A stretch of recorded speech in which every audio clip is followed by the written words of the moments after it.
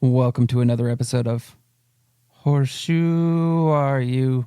Hoo, hoo, hoo, hoo. I'm Tim, and with me, as always, are the best people on the planet, Anonymous Alex and Jenna. How are y'all this week? So this is what I would like to know. Okay. You said horseshoe are you, but then you said who instead of horseshoe. Shit. Hold on. There How was does no the song question go now? there. No. Oh, okay. I didn't fuck up the song. That's just a better way I should have done it. Yeah. Is what you're saying. Yeah. Can I tell you what I thought you were going to say when you started the title? Yeah. Yeah? I thought you were just going to straight up say horseshoes and hand grenades. Nah. I feel like that might be a little too close to theft. I think you should do it and then be like, I'm here with the two greatest people on the planet, Steven Adams and Steven Adams. Oh my God, if there were two, the world would be an even better place. Now I'm mad about horseshoe. Horseshoe. Why is it a two-syllable hoo-hoo? I guess it's not. It's still one. Yeah, it's just no. one. I always thought it was two separate who's and not it's two one. separate who's. But I feel like they curve it some. No, I think I'm just making that up in my head. Who curves it? The owl. That's a fan joke. I was going to do a who's on. Anyway, so we read the second part of Flight, and I cannot wait any longer to find out what happened in that book. Oh no, it's almost like you should have read it before we started recording, Tim. Wow. No, I'm just kidding. Okay, I'll tell you what happens. Pete and Jules definitely don't argue about the mare anymore. Certainly not them, not I, not the one that jumps out of the stalls and pastures and stuff. No, but they do finally get to meet her in Rosemary's barn, and she's very skittish. And Jules is like, oh, Rosemary's not really doing her any favors, straight tying her instead of putting her in cross ties. And sure enough, she escapes by pulling back, snapping the rope, and then jumping. And Jules sees her jumping over this fence and is like, wow, that horse is so pretty. I have to have her. So they take her home. It's fine. Jules doesn't ride her for many days, and Pete keeps asking, when are you going to ride your horse? When are you going to ride your horse? And then finally he's like, we're going to go out and ride your horse. I'll just lead you around. It'll be great. And so they go out to the ring, and Pete goes to lead Jules around, and Fling is doing okay, but being spooky. But again, holding it together until the point where Marcus, who is hanging out under the picnic table, shakes and spooks her, and she goes flying backwards and then flying forwards, and Jules is like, Pete, let go, and he does. And so she boots her and then starts working her in circles until she gets her on the bit and calmed down. And eventually Fling is going great until a truck shows up, and it's Mimi. And Mimi is livid about so many things, but one of those things is the clinic. And basically, do you remember the last book where they went to the farm, they got invited to the clinic, and Mimi was going to be there? Yeah, right. Mimi found out about this in the meantime and came over to be like, you goddamn motherfuckers. And so Mimi's like, stay away from my clinic, or I'll leave, or you'll leave. There's a whole bunch of like leaving of who's going to be there and who's not going to be there, blah, blah, blah. And basically it ends on like, if you show up, I won't be there. And Jules is like, okay, fine. And when she leaves, Pete's like, that was a little mean, Jules. And Jules is like, she's showing up. It's going to be fine. What do you mean? She's not like giving up on this clinic, her only source of income at this point. That would be crazy. So they show up, and you know what? It was fine. They start doing this clinic kind of together, and the only hiccup is that Mimi, who's teaching all these students a following release position, tries to get Jules into a sticky situation by putting her on a school horse and being like, well, if you're so good, why don't you show me what a following release is like? But the problem is Jules is really good. So Jules gets on the school horse, quickly figures out how to get him going, and gets him headed towards the crowd, jumping over the fence perfectly, and does a fantastic following release. And Mimi is properly annoyed by this, to the point where she doesn't stick around for Pete's dressage lessons, just leaves as soon as she's done. So anyways, that happens. It's fine. And then it's only a couple of days until Pin Oaks, and everything is moving at hyperspeed. Hannah shows up to see her horses going and starts revealing her plan to Jules about the whole, like, we're going to move them up a level and ride them, and Pete's going to do this, and blah, blah, blah, and he's only known them for 2 weeks, and blah, blah, blah. And Jules is like, pump the brakes. He doesn't know these horses. They don't have a relationship. Your horses were barely scraping by at this level. Why do you want to move them up to the next level, even though technically points-wise you can? They're not ready for it. And Hannah's like, actually, great point. Considered. Love that idea. Love that perspective. And it's so refreshing that Jules is like, I'm going to steal Hannah from Pete. She's going to be my client now. Maybe she wants to buy me a horse. And then she's like, that's a terrible idea. I'm married to him. And all of her grandkids feed Mickey donuts. And it's a great time all around. But the time between Rogue and Mickey's tests were very short, so Jules is left kind of scrambling. But she does it with the help of Vane, who is Kit's groom friend. I didn't mention that before. That's a groom girlfriend. It's fine. Anyways, after that, Sandy shows up all dark and mysterious and looking at the sky while delivering an ominous warning like, Pete's horses, it's been dry lately, hasn't it? And Jules is like, I have to call the police or the fire department. Someone save this old man. And he's like, what if we got rain? Wouldn't that be good for the crops, but bad for Pete specifically? And she's like, I don't know what the fuck you're saying, because it's insane. Anyways, it rains like crazy overnight, of course. And so they bust out the giant stuff. They get ready to go. It's going to be fine, but India is being super weird about it. Also, this was the horse. Remember last time I said I'm going to change the name of one of the horses? It's Star of India. Star, India, same horse. Anyways, he's being weird about it. Mickey goes out and is okay in the rain, but India is like balky and keeps pinning his ears and gets like all funky, and it's a battle getting into the warm-up. And Jules is like, you know what? I'm just going to go hang out under this tree and see what happens here. And sure enough, Pete and India get into a fight. They go to a jump, and India dumps Pete over the jump into the mud. And one of the grooms is like, oh yeah, well, Mimi never figured it out either. And Jules sees red because Jules is like, everyone is fucking with my family and I hate everybody. Anyways, right after that, the show is canceled due to rain. They try to leave. They get stuck in the mud with every other trailer there until a tractor hauls them out. So the next show, the big one, the one they're in Maryland for, Chesapeake Downs, rolls around, and Jules ends up on a course walk with Sandy, where she's like, hey, you dick whistle, you almost killed Pete with your mysterious warnings. Why can't you just say things in a normal way that's not weird? And it's a whole thing of like, well, Mimi's my friend. And she's like, I don't really give a fuck. After that meltdown, Pete's like, hey, Jules, have you ever thought maybe we're in the wrong? And I don't think Jules says this in the book, but I imagine Jules is like, no, we're not. Anyways, there's this course that they're going on, and one of these jumps is a giant octopus. This takes over like 2 chapters of this book, how giant and intimidating this octopus in the water jump is and how much everyone loves it. It's kind of like the head of the lake at Rolex kind of a thing, except Maryland version. So everybody's like, oh God, what are we going to do with the giant octopus? And even Jules is like, I'm so scared of the giant octopus. It's got terrifying eyes. But you know what? She jumps it. She nails it. She kills it. They did well. Everyone has a great time. And then they get to go home because they get to leave Maryland after this show. That's right. They did it. They won. They came. They saw. They conquered. They moved right along. As they're packing up, Rosemary appears and she's like, oh, I didn't realize you were leaving so soon, which is wild because like, you have the reservation. It doesn't matter.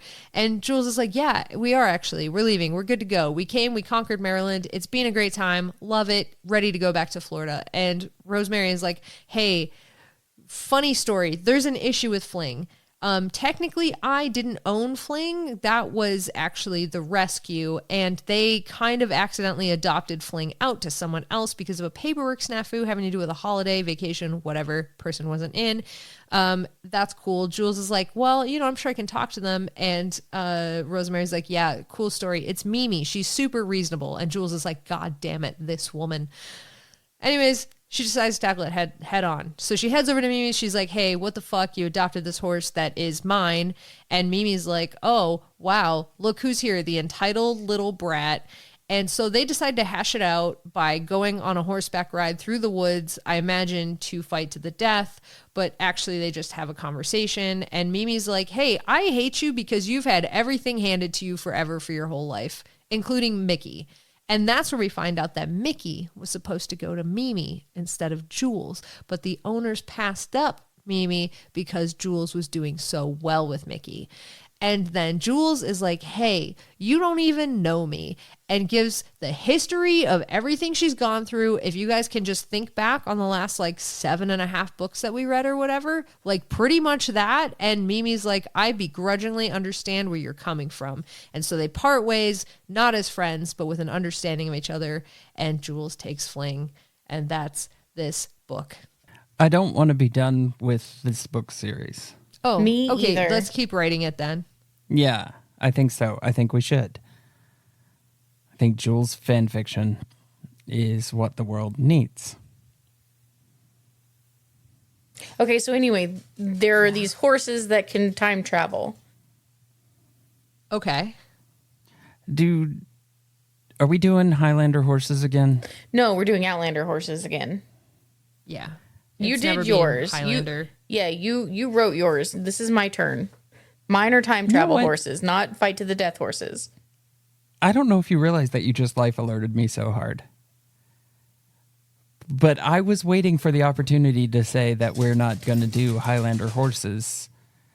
And I was hoping it would tie into Outlander horses like I got it backwards like Alex did. And then you beat me to it. You're with welcome. your time travel. Yeah. Does that make Jenna sentient? Gentient. Gentient. Is Jennification when Jenna moves you out of a location by being so Jenna? Oh, boy. So, Oh, I don't want that Jenna, one. Can we not? I don't want that one. If you get married now Yeah. and like then go this minute? this minute Oh, and then go I back think in there's time paperwork. and then you get married again back in time. Yeah. Back Right? in It's your future, but time. it's everybody else's past. Mm-hmm. So shouldn't the past wedding, even though it took place in I'm rehashing the same So- argument I had last So episode. I think that legally the wedding that takes place in the past, the marriage that takes place in the past, has the legal standing. precedent. Yes. Right. But ethically, I think that the marriage that happened in your physical past, which is the future, has Yes. ethical standing. So I am 1 hour behind you guys. Does that mean that if we all, at this very minute, all got married at the same time, your marriages are more legitimized than mine because they happened Yeah, first you have to in wait the an time? hour. And Okay. then yours becomes legitimized. Okay. or else you get cramps. Yeah, exactly. Yes. And then you have to drown. wait. Yeah. And then you Yeah. drown. Yeah, that's Yeah. the way that it goes. Yeah, and that's why people don't let brides eat at their own weddings. In case they swim by accident. It's a real Outlander situation. Yeah, I feel real Exactly. sentient right now. That's what I'm going to yell at you instead of don't take away my agency. It's going to be don't take away my sentience. I'm going to be like, it's pronounced sentence, Tim.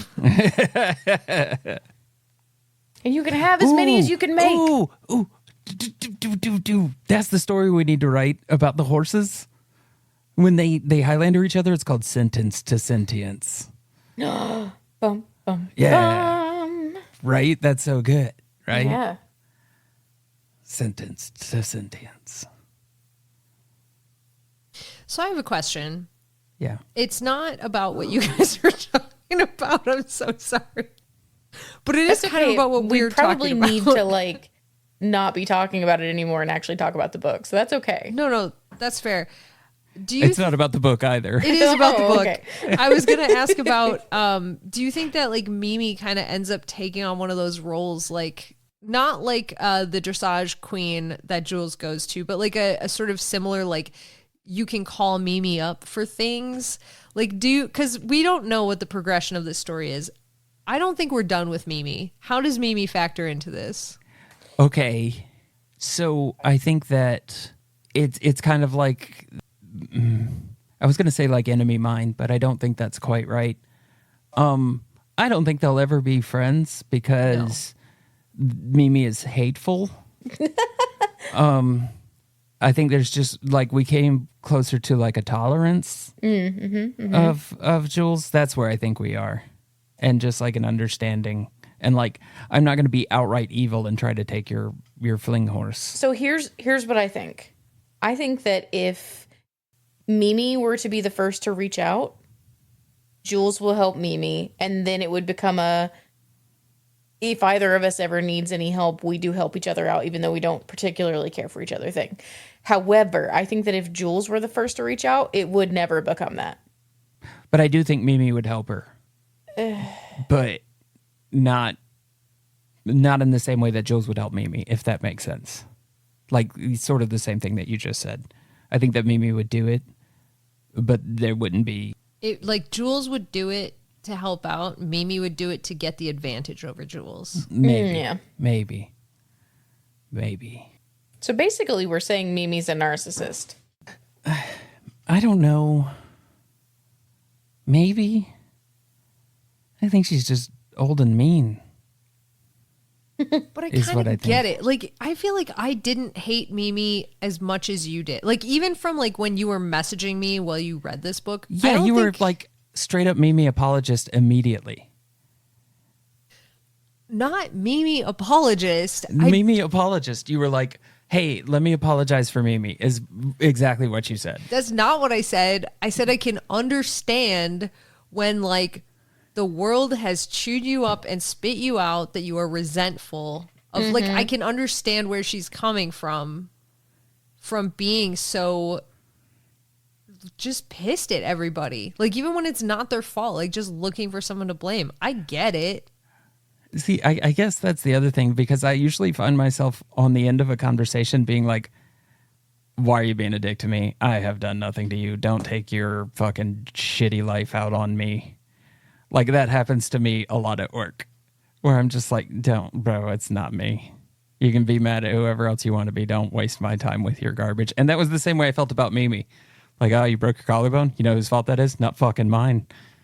And get your shit together. Go direct it somewhere else. So, like, yes, yours is the better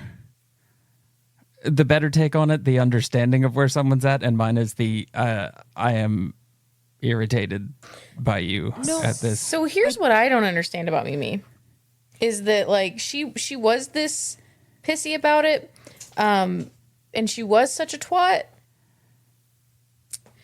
But the way that she broke her collarbone was that she took a horse out in the rain that has issues in the rain and then pushed it in the rain instead of trying to correct the issue that this horse has with being in the rain. And That's like, she had this horse for years. There's a second mistake that was made, and Listening to an old guy. No.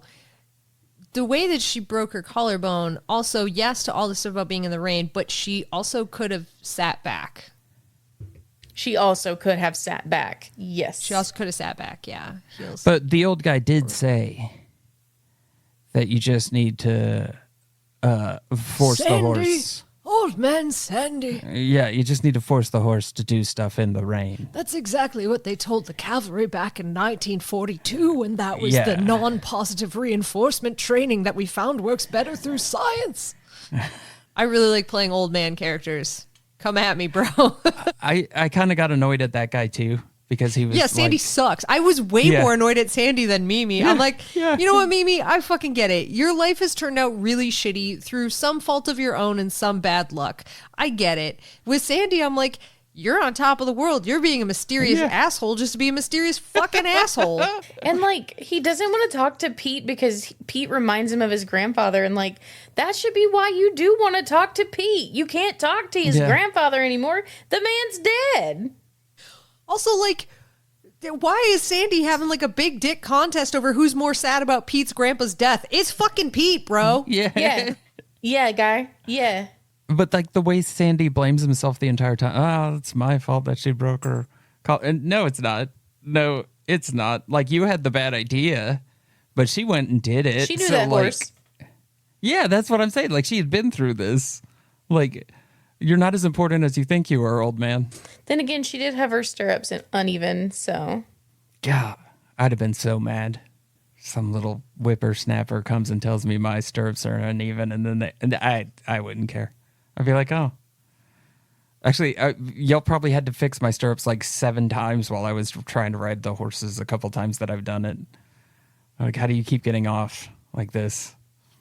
Listen, it happens. And also, like, if you're not, like, used to horses, you also pull your leg up and kind of, like, shorten your leg. So it happens. Also, that second time that we were riding, I don't think anybody had to mess with your stirrups, but that's because we were all riding at the same time. I think they had to like recenter the saddle because I was like leaning it over. If that makes sense, what I'm saying. I don't know if those are the correct horse terms, but like if you'd have given me a minute, I would have gone to 3 o'clock instead of sitting up at 12 o'clock like you're supposed to. Again, that's how I got dumped on Mesa. It's a good book series. And I also like the fact that it doesn't have like an end. Yeah. Well, I mean, I think that shared universe kind of thing. Yeah. Yeah, but even still, like there's no end to the, like death, but we're not there. Me more. Yeah, I mean, yes, I still want more, but the story would never be done, you know? Well, no, because now we get like Max's story. Like it's like the thoroughbred format. Is it Max or is it Jack? Could be Jack. I think I wrote Are Max. you talking about the baby? Yeah. The baby is Jack. Yeah, that okay. one, Jack. I didn't care about the baby as a character. I just want you to know, if anyone's like have a child, I think he's too young. You were also trying to make the baby an alien? Maybe. Like that Jack's would be a Millie more interesting arc than being a baby. than being a baby. Anything is a more interesting arc than being a baby. I'll tell you the exact moment I checked out of the baby character. And it was when he was in the bathtub. And I was like, man, this is supposed to be like, it's one of those things where you realize like your own like heartless nature, because you're like, oh man, anybody who's like a parent is like, yeah, oh my God, the baby like in the bath splashing, like we're together, we're having this like moment, such a moment of bonding. And I'm like, God, it's so fucking weird that your tiny baby is in a bath with you. Like that's gross. Like get it out. I love it when Alex has those moments where she's just like, you know, like you can relate, like those moments where you realize how heartless you are. Like we all have those moments where we realize we have no feelings or anything. I can relate. I can relate specifically because I was watching my cousin one night, my cousin's baby, I should say, and like I was like, okay, but like tonight is like I gotta wash my hair, like I have to. You don't understand, it gets gross. And she's like, yeah, that's fine. Just take her in the bath with you. And I was like, no, what are you? No, I'm not this child's mother. This child will never see me naked. Not unless it's like changing my diaper one day. The baby was like 4 months old. Yeah, no, she don't care. That's not the point. I don't want a baby in the bath with me. Yeah. First of all, that baby is going to instantly pee in that water. It is. And maybe shit in that water. Yeah. And like, also, I don't want my face getting splashed. Why is it doing the thing where it's splashing the water? Baths are supposed to be relaxing. I don't even like them. They're too hot already for my whole... I'm not making me soup. And then you want to throw a baby in there with me? Yeah, but like Epsom soaks are so good. No, they're not, Tim. Babies are not cute. They're not cute, Tim. They're disgusting. Your fucking weird hormones were taking over your brain. You saw the enlarged eyes. You saw all of the tricks that babies are born with to make your hormones go, I have to take care of this thing. And you were tricked by it. But if you just look at the science, man, you can break free of the baby agenda. I just watched the Fantastic Four. Well, that baby had superpowers. That's different. Babies are cute. That baby was a super genius. Okay? It's different. There has been one specific baby that I have met in my life that has shown me how special and precious babies can be. You know, you can also get puppies. It's not the same. He does. He does know that. Trust me. I do. Yeah, because I do have a lot of puppies. Yeah. But okay. It's not Don't tell him he can have any more puppies, please. Well, let's just play the numbers game then. You're telling me that it's not the same. Kids are better. How many kids do you have? 1. How many puppies do you have? 5. Well, numbers don't lie. Puppies are better. I I think that's a false equivalence if ever I've heard one. I don't know. I don't have to send the babies, or I don't have to send the puppies to college. Better. So Why have it? Maybe if they killed and became sentient, you would have to send the puppies to college. Yeah, they're going to go back in time and marry a nurse is what's going to happen. honestly, I am nice. I am shocked that we haven't had to send Rusty to college.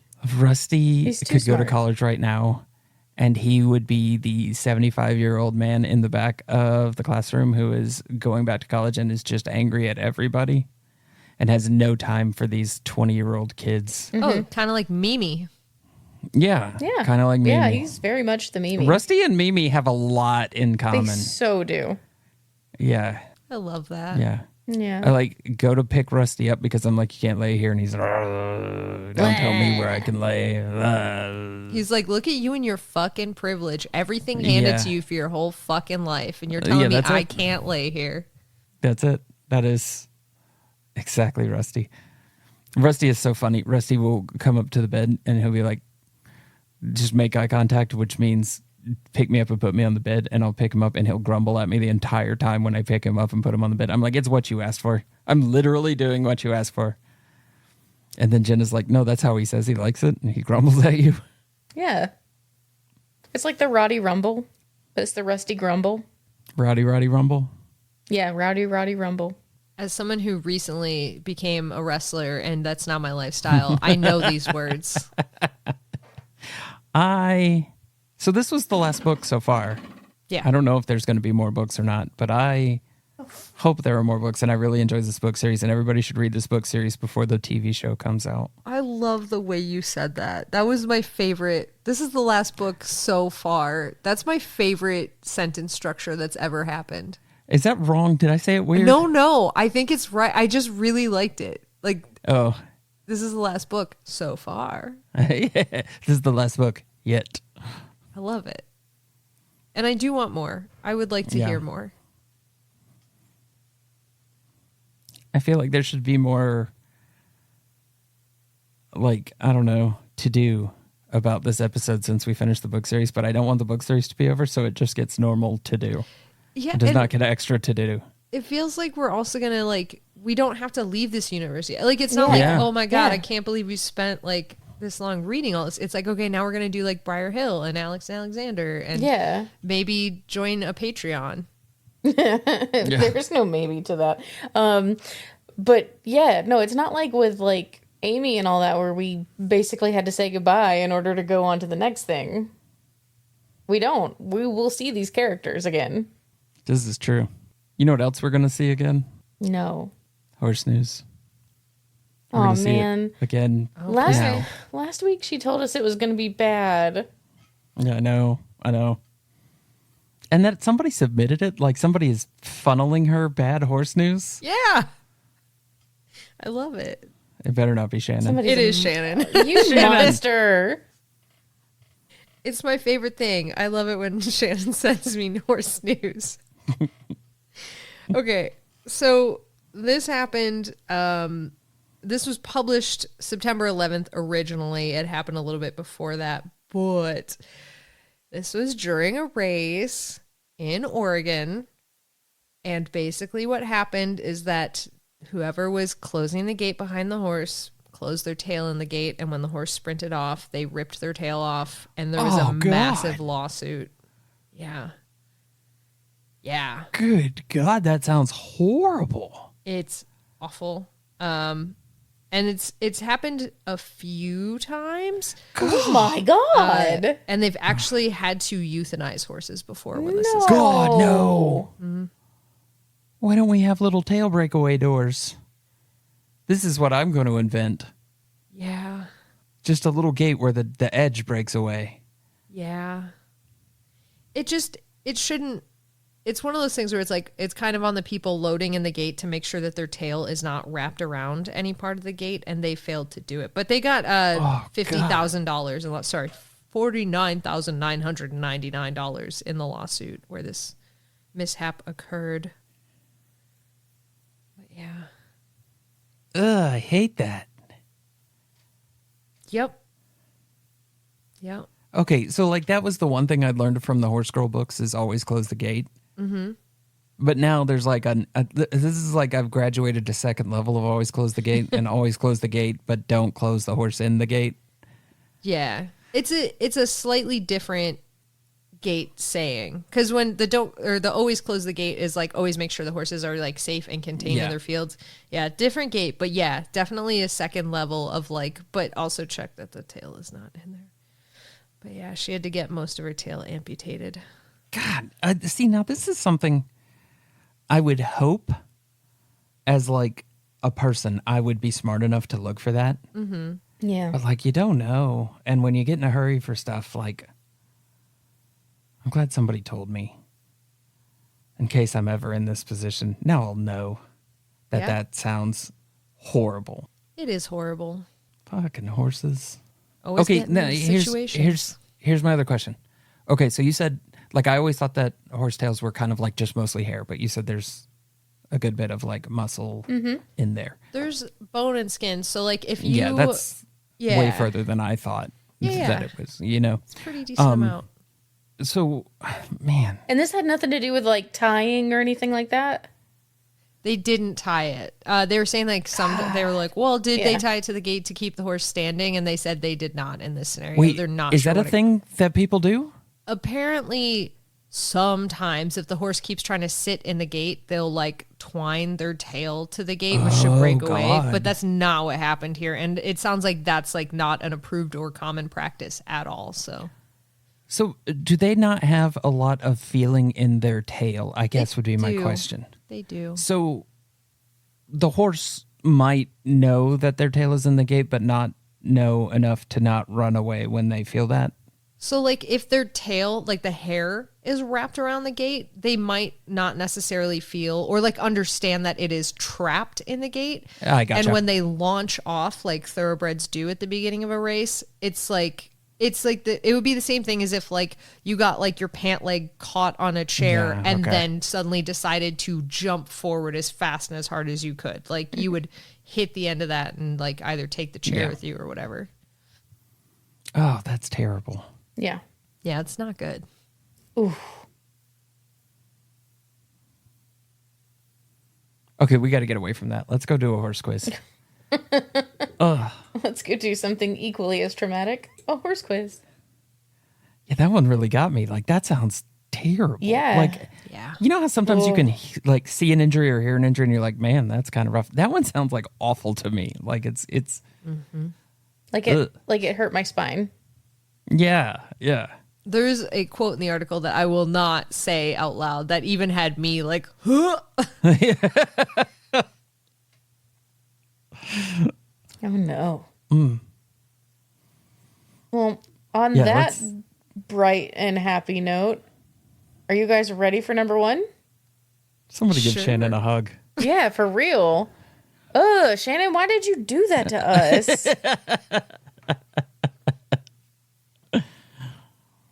Okay, yeah, I'm ready for number one. Okay.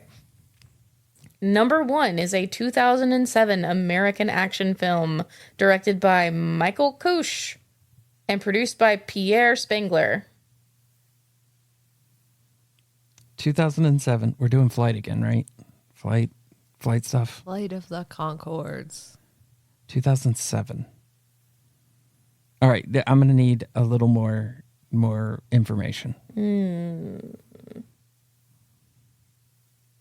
Air Force pilot John Sands has been wrongfully imprisoned in a military detention center where his memory is to be chemically wiped out. His superiors feel threatened by the knowledge he gained from his assignments to operations deemed too sensitive for regular intelligence services, and he escapes the detention facility. Flight of the Condor. No. Is it just flight? No. Taking flight. No. Okay, those are all the like generic ones I could think of. What's like a flight out of jail one? Flight out of jail. No. Okay, but like better, make it better. Con Air. No. Con Air. Flight of the Convicts. No. Fight or flight. Is it taking flight? No. Ooh, fight or flight is good. Fight or flight would have been really good, especially given who's in this. John Cena? No. Jet Li. No. Okay, who's the Jamie star? Lee Curtis. No.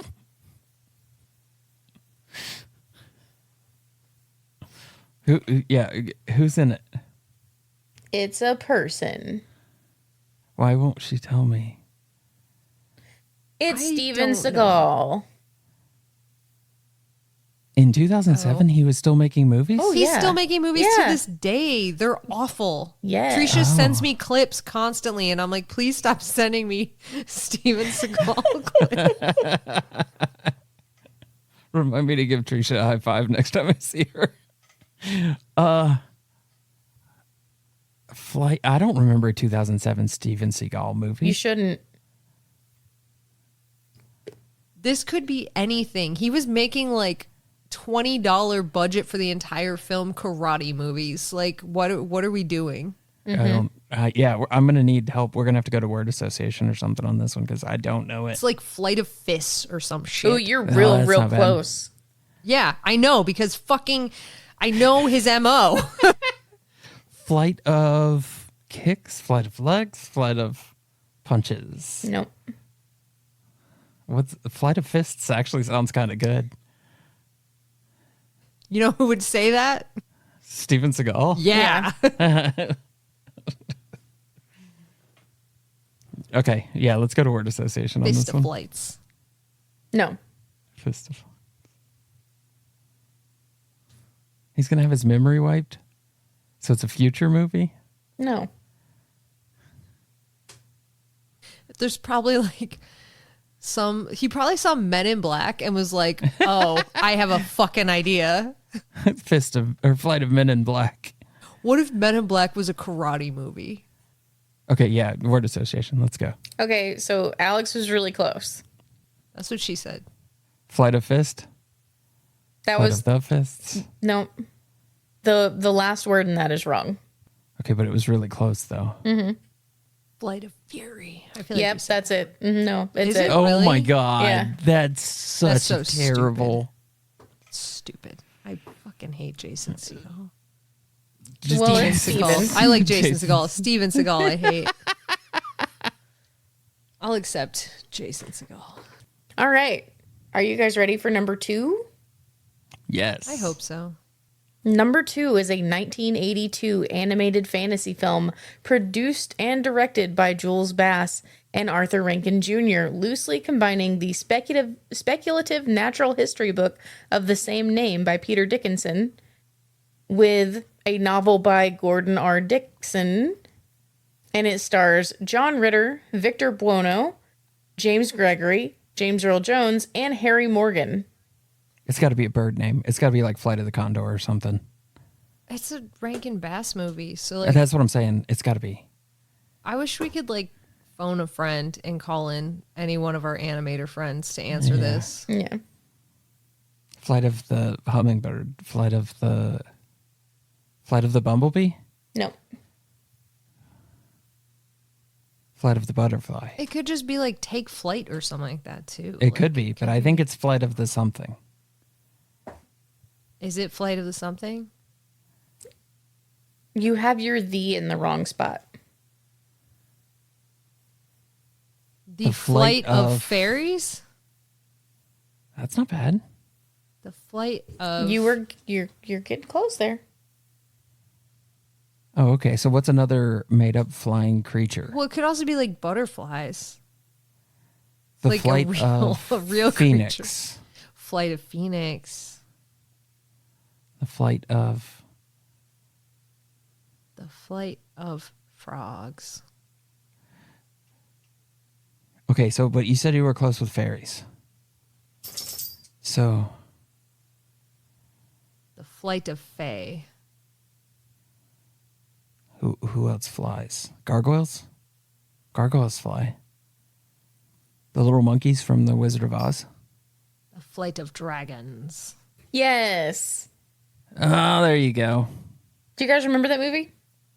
No. With the three wizard brothers, and they create like the haven for magical beasts, and So they created a zoo? yeah. No. Yeah. But then the red wizard makes everybody bad. As they so often do. Yeah. Are you ready for number 3? Yes. I think so. Okay. All right. Okay. Well, I mean, do you want me to wait around until you are ready? Because I'll do that. No. I'll give No, you we should go time. now. That's okay. All right. Number 3 is a 2012 American drama film directed by Robert Zemeckis, written by Flight. You just had to Knew hear this one. You just had to hear Zemeckis. Yeah, I just had to hear Zemeckis or Denzel Washington, and I knew this one. Yep. Yep. That was the other one that I was sitting on. Yep. Yeah, you said that one last week too. And I was like, come on, man. Dropping 2 right out the gate. Have you seen that movie, Alex? Have you seen Flight? No. I haven't seen any of the movies that we said here today. I have not seen many of them. I've seen Flight of the Navigator. I'm probably going to watch Flight of Fury. No. And then I will. Don't no, watch Flight of Fury. Okay, so what I'm actually going to do is look for like TikToks of Flight of Fury so Yeah, that I can that's send okay. them to Alex to spite send them back to yeah. Trisha. This is what I'm actually going for. Yeah, you have to be a terror. I get it. Hey, can we tell people that they should go listen to Animorphs Anonymous? Oh, yeah. You can, you have free will. You can tell Okay. people anything. Don't take away my sentience. I'm giving you as much sentience as I possibly can. Don't hang yourself with your own sentience. I'm sentenced to sentience. Can we? No, that's the wrong way. I just asked that question. Everybody go listen to Animorphs Anonymous because we got to hang out with Michael Grant, and he's the guy that co-wrote Animorphs and wrote the Gone series, and it was super cool. And I just wanted to say that here, that everybody should go and listen to it because it's neat that we got to talk to him. Yeah, he called Tim an old ass bitch. That's probably the neatest part. I It was wasn't up even there for there, me. and I love it. Alex got that same look on her face that she always gets when I tell people that I was 38 when I read Animorphs. Yeah. Yeah. It's my favorite thing. But it was also just the way that I don't know, there's some times where somebody will just throw out a comment and you'll be like, oh, they get the vibe. I get it. And it was just him saying yeah, you young whippersnappers, blah, blah, blah. Cause you were kids when, well, and it was just so I was just he gets it. He just gets it. That's so funny. He understood the assignment. Yeah. He brought notes. Such a good time. And we say we got to talk to him. That's literally what it was. We're saying we talked about Gone. We kind of did. I just got to hang out with that guy for a little while, and it was awesome. Pretty much. You know who else is awesome? Who? Horseshoe. Our patrons. Would you like me to name them? Yes, please. Well, first of all, let's talk about Moose Jaw McGraw, Big Thick Martingale, and Beta Ray Philly. I could do those in any order, but the fact that I tried to do them out of order really shut me down right there. Anyways, I'll do the rest of them in order. It'll be fine. Ha Lava SpaghettiOs from Nate, or Day Old Donuts the Third from Anonymous Steve, who I've never doxed in my whole life, or Dime Bag from Matt Ailman, who got a metal voice today, and I've also never doxed in my whole life, or Marital Combat from Metastrophe, who is the, I'm going to say, father of Retastrophe, and Glue Factory from Bean, who could probably use a glue factory to glue metal together because that's how forging works. He's going to be so mad at that. Johannes Equestrian from Rob N. That's right, Rob N won't be mad at me. I said it good, unlike Bean, who's now mad at me. And the second L from Lost Imy, who can't have a second L in his last name because I will not stand for it. And Ronnie from Scott. And this brings our podcast to an end, similarly to the way that we ended this book series. But much like this book series, we will have more episodes for you in the future. Probably. There's no way to know. Thank you for listening to Horse Girls. If you want to know when new episodes are posted, or if they are based on my previous weird message, or share your observation of this positively academic podcast, follow us on Facebook at Horse Girls Podcast, Twitter and Instagram at Horse Girls Cast. And if you want to buy some radical shirts and things, visit duckduckjenna.com, America's most beloved search engine to search for one thing, and that's Horse Girls merch. Do you want to take our relationship to the next level? You can. You can become part of our barn at horsegirls.club or patreon.com/horsegirls or singlethoughtconnection.com, THOT, where we have a veritable plethora of things to offer you, like content, but more importantly, horses in the barn. If you want to find us in other podcasts, you can. We do them. If you like TTRPGs, check out Dungeons and Drakenbeams, Late Starters, Dragon Knight Adventure Friends, Night Without a K. And if you like Animorphs, check out Animorphs Anonymous. Surprise! We also do Surprise Deck Book Club. And if you are betwitched by Jenna, check out Jenna's Twitch at twitch.tv/JennaChill with one singular L. And if you try to put that second L in anywhere but Google, I will find you in the night and I will say, this is far too many L's for one person to have. And I will take that L and I will redistribute it to the rest of the population. It's kind of like a Robin Hood-esque program where I find you, I take that L, and then I give it to people that need an L, which is also kind of like a fun way if I was playing a sport to say, like, you're going to lose. Anyways, if you like me can't get enough of Tim's beautiful Appalachian voice, he's voice acted on podcasts such as The Way We Hunt Now. And if you think our episode art is hella cute, that's because it is. And it was created by KCD, who writes and illustrates a webcomic called B-Side You, which you can read for free at bsideyoucomic.com. May the nuts ever stick to your roof.